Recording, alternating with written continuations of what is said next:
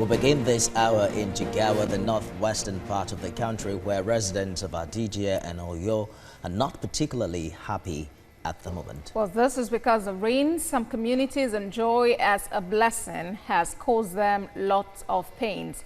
Now, both communities have been submerged by flood, and residents are finding it difficult to make a living due to the destruction of their properties and farmland caused by recent heavy rainstorm.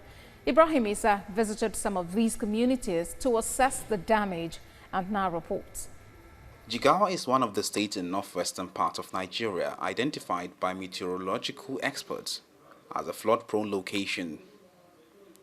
As in years past, the state is among states worst hit by these year's floods, and it has led to loss of lives and property. Hadija, one of the most populated local government councils in Jigawa, is now a shadow of itself, as stagnant water has taken over streets, roads and houses, making life difficult for residents.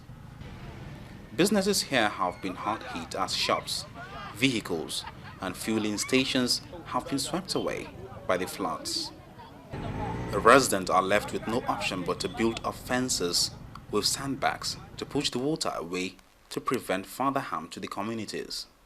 Looking at the whole scenario, it started since the last 2 weeks, and houses has collapsed. We lost a lot of our farms. When you look at this, it's a filling station here by our site. All the people in our village are then here sitting down. We have witnessed floods, but we have toiled to prevent it from further damages of our property for 14 days now.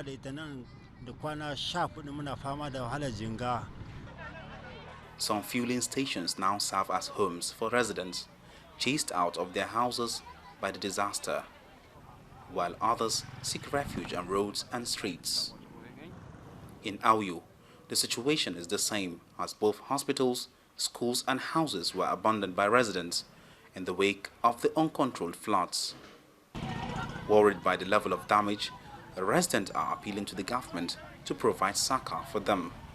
Honestly speaking, we need government intervention, more especially in terms of what the people to eat and after the flooding, because yesterday around 1 to 1:30 the flooding was very pathetic. While in some communities the flood situation is only getting worse, other communities are seeing a return of their residents with the receding of waters.